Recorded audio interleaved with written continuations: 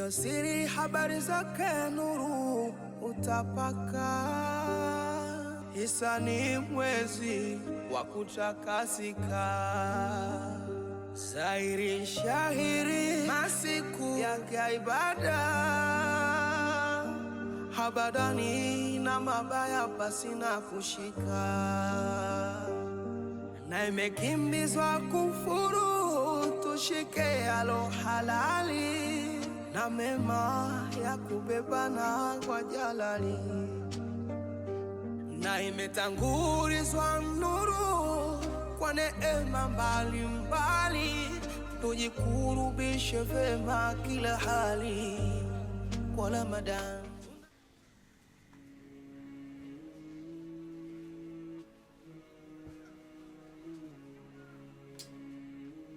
Mwanzo vipi? Bana mtupita kabla salamu. Imeanza lini? Nini? Hiyo tabia ya kukaa vibarazani na wanaume, mwanamke wa mtu, mnakunywa mnagongana mabega. Imeanza lini? Je, bana. Sasa kuna ubaya hapa. Sana kunywa uji tu ule. Nimepika uji mwingi na unajua mimi napenda uji wa lishe. Mbaya zaidi nimesahau kabisa kama hapo nyumbani. Kwa nini nikaona kuliko kumwaga nikaona bora nimpe anywe. Kuna ubaya hapo jamani. Na kikombe changu. Kikombe ambacho mara zote umekuwa ukisema ni kikombe changu pendwa. Leo hii unampa mwanaume anakaa nacho nje. Umekosa kikombe huko ndani kote. Mpaka ukampa kikombe kile. Na unajua kabisa kile kikombe ni kikombe changu ninachokipenda. Na nakunywa mimi peke yangu uji. Je, macho mambo yako bwana. Sikile kikombe tu. Ananywa uji nikimaliza nitakiosha nitakirudisha. Inabadilisha nini kwa kikombe chako unachokipenda?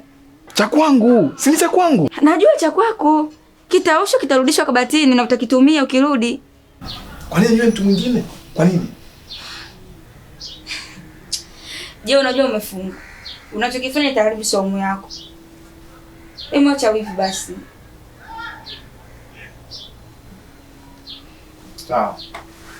Mimi nikuja mara moja tu kukuletea la chakula. Naondoka.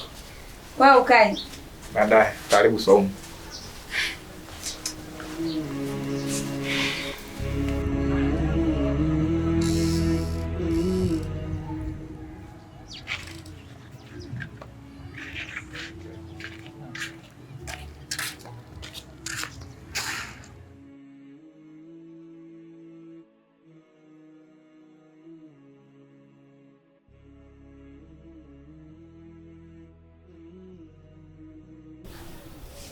Mke wangu. Amka bwana.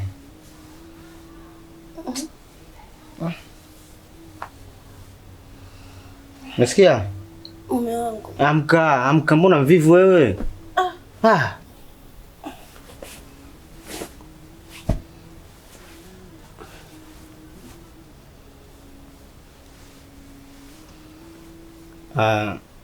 Jana aufungi na masuni, wewe so suni, sawa. Lakini kesho ni siku ya watu wote. Kwa hiyo jiandae basi, fanya maandalizi ya daku. Tujiandae na sala. Lakini mimi mume wangu siko sawa. Si unajua mimi naumwa. Nina kifua bwana, naumwa. Kwa hiyo unataka kuniambia na kesho hautofunga? Mimi sijasema hivyo. Ila mimi nikiwa vizuri tu nitafunga, lakini mimi naumwa bwana. Sasa mbona unakuwa na sababu nyingi ambazo hazina maana yoyote? Jamani mume wangu, mimi naumwa, nikiwa sawa nitafunga. Sawa. Basi ngoja mimi nijiandae na sala. Nikuandalie chakula? Hapana. Nitamaliza huko ninapokwenda. Wewe lala. Si umesema ufungi? Lala. Mume wangu. Naam. Lakini mimi kuna kitu nataka. Kitu gani? Wewe nini ujue hapa? Mke wangu. Lakini muda ushaenda. Hatuwezi kufanya hivyo. Inakaribia alfajiri saa hizi. Bwana, kwani tunachukua muda mwingi?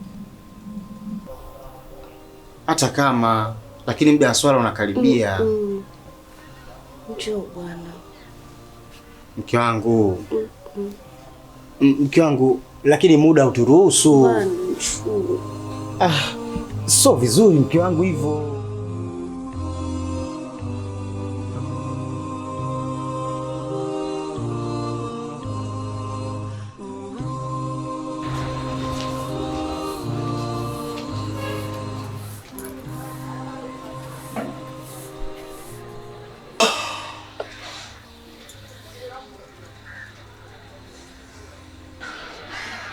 Mume wangu, vipi siku yako leo umeamua kuimalizia nyumbani?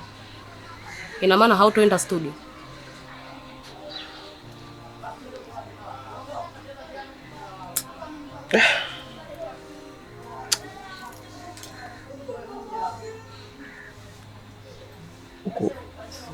Uko studio nafikiri kuna ndege.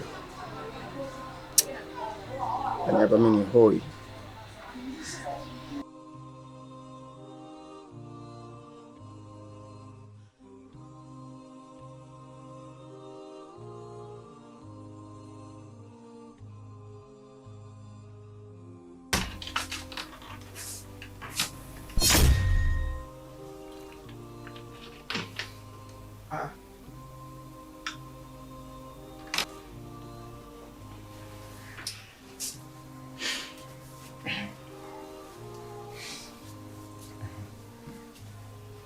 Bisha. Unajua nini? Leo sijafunga. Unajua kwa nini sijafunga? Jana usiku nilimwamsha mke wangu kwa ajili ya kula daku. Lakini hakuwa na mood kabisa ya kufanya hivyo. Basi mimi nikaona nifanye mwenyewe, niandae daku, nijiandae kwa ajili ya swala ya alfajiri. Akaniambia subiri kidogo. Akaanza kunishawishi bwana. Akawa ananihitaji tufanye tendo. Sasa nikamwambia, mbona muda umeshaisha? Sawa, ni mke wangu, lakini unakaribia muda wa swala na muda umeshaenda. Hakunielewa. Yaani sasa akaanza mambo yale ya kunishikashika, kunivutavuta, kunishawishi, nikashawishika. Kwa mwisho wa siku nikafanya naye. Sasa bahati mbaya zaidi, kitu ambacho kimenisikitisha, kipindi tupo kwenye tendo, azana ikaaziniwa. Vumilia mume wangu. Kwa kawaida chungu cha kwanza kinakuwa kigumu sana. Alafu istosha imebakia masaa 2 tu. Sasa hizi ni saa 10. Tangu. Siwezi kukuahidi kama nitatoboa. Kwa hali yangu hii. Na ndo kwanza saa 10 sasa hizi. Yangu nimebanwa. Imenishika.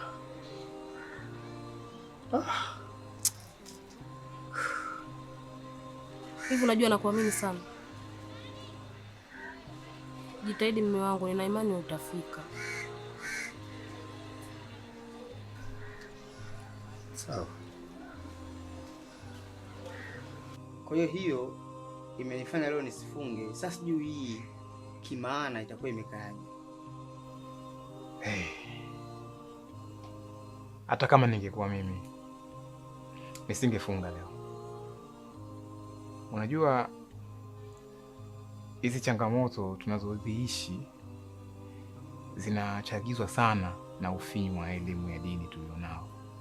Kwa sababu kama hilo la kwako, usikute leo ulikuwa unaruhusiwa kufunga kwa sababu wewe ni mkeo wa ndoa, ila kwa sababu hujui kipi ni kipi, ukajikuta ukahisi kwamba ukifunga utakuwa umeshinda tu, ukaamua bora uache. Kwa hiyo halikadhalika hata mimi pia upande wangu nimeamua kuja kuishi hapa studio, nilale, niamkie hapa, nikiamini kabisa kwamba inaweza ikasaidia mimi kufanya saumu yangu iswihi. Kwa hiyo unakuta tuna mzigo mkubwa ambao hatujui hata tunatokea wapi, yani hatujui hata usahihi wake upo wapi. Kwa hivyo ila mimi nina wazo. Kwa nini tusimtafute mwalimu au shehe, ustadhi au mtu yoyote yule ambaye ametuzidi kwenye elimu ya dini akatupa maana ya hizi changamoto ambazo tupo nazo na akatuelekeza, badala ya hivi kubashiri bashiri kwamba hiki sio sahihi, hiki sahihi, hiki sio sahihi, hiki sahihi. Pengine ustadhi akitufungulia kidogo, inaweza ikatupa sisi mwanga wa kujua tunaishiji na hizi funga zetu na vipengele tulivyo navyo. Hilo wazo lako ni zuri, tena sikupingi hata kidogo, kwa sababu tutakapofanya hivyo itakuwa ni vizuri kiupande wetu kupata mwanga wa uelewa juu ya haya mambo ambayo yanatukabili.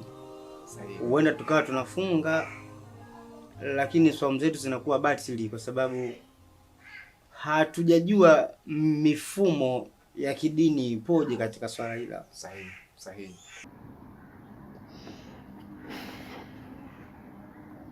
Ndio mzee wangu. Kwanza tunashukuru kwa kutuitikia wito wetu. Sisi bwana vijana wako tuna changamoto ambazo zinatokea kwenye familia zetu. Kwaona tukashauriana na kufikia mwafaka kwamba tumtafute mtu mwenye elimu ya dini kidogo ili atupe dawa kwenye haya tunayopitia kwenye familia zetu. Hususani mimi binafsi, mimi nina changamoto ambayo inamhusisha mwanamke ninayoishi naye. Mimi naishi na binti ambaye ni Mkristo, lakini pia sijafunga naye ndoa. Japo nilikuwa kwenye mchakato na wa kumtengenezea mazingira ya yeye kuja upande wangu, lakini kabla hatujafikia huko mwezi mtukufu Ramadhani umeingia. Hivyo bado sioni usahihi wa funga yangu. Labda kupitia wewe unaweza ukanipa dini yetu inatakaje kwa mtu mwenye majaribu kama ya kwangu. Mimi bwana, changamoto yangu kubwa ni kwamba niliamka usiku nikamwamsha mke wangu kwa ajili ya daku, lakini yeye akasema afungi. Basi mimi nikawa nafanya maandalizi, lakini mwisho wa siku sasa yeye akanihitaji kimwili, na mimi sikuweza kumruhusu kwa sababu muda ulikuwa tayari unakaribia alfajiri. Kwa hiyo nilimkatalia sana, lakini mwisho wa siku nikajikuta ananiingia kwenye maungo, ananivuta, ananikabili, na mimi nikajikuta nimelainika, nikashiriki naye tendo. Lakini katika kushiriki tendo, kwa bahati mbaya azana ikaaziniwa na kesho yake mimi sikufunga. Kwa hiyo sikujua hii imekaaje. Sawa. Assalamu alaykum warahmatullahi wabarakatuh. Wa alaykum salaam. Kwanza nashukuru kwa maswali kama hayo. Tukianza na swali lako shekhe hapo kwamba ulimwamsha mkeo mle daku, yeye akakujibu kwamba mimi sitofunga kesho. Lakini ilipofika muda wa alfajiri akakulazimisha kufanya tendo. Baada ya kuanza kufanya tendo hamjamaliza, ikaingia muda wa azana. Funga yako si kama imeharibika. Kwa sababu kweli azana imeshamalizika, nyinyi ndio mmeanza tendo. Lakini tendo limeanza, azana imefuatia, na maana azana imekuwa ndani ya tendo. Funga yako bwana iko kama kawaida. Haikupata siku pili kwa kufunga, itakuwa uendelee kufunga tu. Mwenyezi Mungu akialika akhirata. Sheikh wangu naye katika swali lako unauliza kwamba una binti unaishi naye lakini imani tofauti. Ina maana wewe ni Muislamu, yeye ni Mkristo. Katika dini yetu haiangalii mwanamke wa Kiislamu Mkristo. Kuishi na mwanamke bila kuoa ni makosa. Na halikadhalika katika mwezi huu usisubutu kumhudumia mwanamke ambaye kimada kwa njia yote, kusema bali mpekee futari au daku, hata kama yupo kwao, awe Muislamu mwenzako au Mkristo mwenzako, kujamoa ni kimada, ni makosa. Kwa hiyo kitu cha muhimu ndugu yangu cha kufanya, subiri mwezi mtukufu uishe, kama mmependana mfunge ndoa, lakini kwa sasa hivi usishughulike na jambo lolote katika masuala ya kutafuta riziki. Nafikiri ndugu zangu mmetosheka. Kwa hicho kilichotueleza kinatosha sana kutufungua masikio na kujua njia ipi sasa tufate kwenye kuishi na hawa watu tunaoishi nao. Na kwa hapa tumetosheka. Tukikuhitaji kwa wakati mwingine tutakupa taarifa kwa lingine, ila kwa hili tunakushukuru na Mungu akuongoze. Inshallah, karibuni sana.